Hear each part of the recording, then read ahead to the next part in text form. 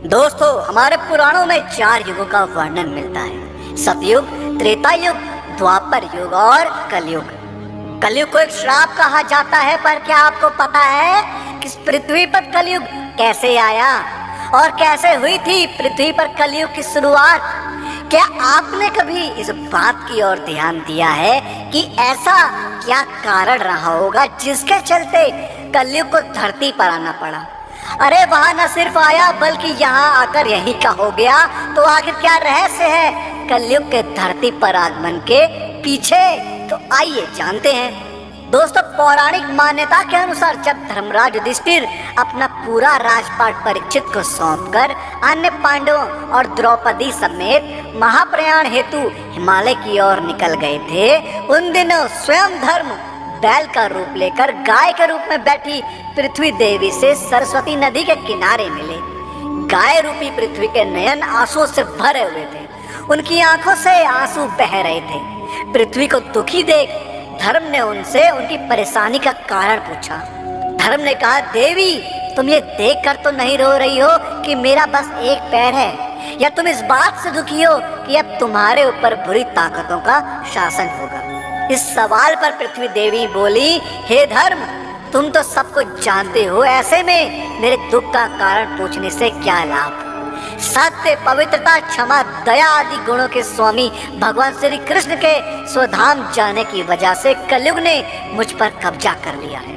पहले भगवान कृष्ण के चरण मुझ पर पड़ते थे, जिसकी वजह से मैं खुद को सौभाग्यशाली मानती थी, परंतु अब ऐसा नहीं है। अब मेरा सौभाग्य समाप्त हो गया है।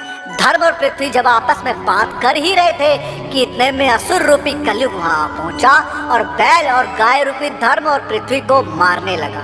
राजा परीक्षित उसी मार्ग से गुजर रहे थे। जब उन्होंने अपनी आंखों से यह दृश्य देखा तो वह कलयुग पर बहुत क्रोधित हुए। राजा परीक्षित ने कलयुग से कहा, दुष्ट पापी, तू कौन है और क्यों इस निरपराध गाय और बैल को मार रहा है? तू महाअपराधी है, तेरा अपराध क्षमा योग्य नहीं है, इसलिए तेरी मौत निश्चित है। राजा परीक्षित ने बैल के रूप में धर्म और पृथ्वी के रूप में गाय देवी को पहचान लिया था। राजा परीक्षित उनसे कहते हैं, हे धर्म, सतयुग में आपके तप, पवित्रता, दया और सत्य, यहाँ 4 कारण थे। त्रेता युग में 3 चरण ही रह गए और द्वापर में तो 2 ही रह गए, और अब इस दुष्ट कलयुग के कारण आपका एक ही चरण रह गया है। इतना कहते हुए राजा परीक्षित ने अपनी तलवार निकाली और कलयुग को मारने के लिए आगे बढ़े। राजा परीक्षित का क्रोध देखकर कलयुग थरथर कांपने लगा। कलयुग अपनी राजश्री वेशभूषा को उतारकर राजा परीक्षित के चरणों में गिर गया और क्षमा याचना करने लगा। राजा परीक्षित ने भी अपनी शरण में आकर कलयुग को मारना उचित नहीं समझा और उससे कहा कि कलयुग, तू मेरी शरण में आया, इसलिए मैं तुझे जीवन दान दे रहा हूँ, किंतु अधर्म, पाप, झूठ, चोरी, कपट, दरिद्रता आदि अनेक द्रव्यों का मूल कारण केवल तू ही है। तू मेरे राज्य से अभी निकल जा और फिर कभी लौट कर नहीं आना। कलयुग ने राजा परीक्षित की बात सुनकर कहा कि पूरी पृथ्वी पर आपका निवास है। पृथ्वी पर ऐसा कोई स्थान नहीं है जहाँ आपका राज नहीं है, ऐसे में मुझे रहने के लिए आप स्थान प्रदान कीजिए। कलयुग के कहने पर राजा परीक्षित ने काफी सोच विचार कर कहा, असत्य, मद, काम और क्रोध का निवास जहाँ भी होता है, इन 4 स्थानों पर तुम रह सकते हो। परंतु इस पर कलयुग बोला, हे राजन, यह 4 स्थान मेरे रहने के लिए पर्याप्त है, मुझे अन्य जगह भी प्रदान कीजिए। इस पर राजा परीक्षित ने कलयुग को रहने के लिए स्वर्ण के रूप में 5वां स्थान प्रदान किया। कलयुग इन स्थानों के मिल जाने पर प्रत्यक्ष रूप में तो वहां से चले गया, किंतु कुछ दूर जाने के बाद अदृश्य रूप में वापस आकर राजा परीक्षित के स्वर्ण मुकुट में निवास करने लगा। और फिर इसी तरह से कलयुग का आगमन धरती पर हुआ। मार्कंड पुराण में वर्णन मिलता है कि कलयुग के शासक मनमाने ढंग से जनता पर राज करेंगे। धर्म को नजरअंदाज किया जाएगा और लालच, झूठ और कपट सबके दिमाग के ऊपर हावी रहेगा। लोग बिना किसी पश्चाताप के हत्यारा बनकर लोगों की हत्या भी करेंगे।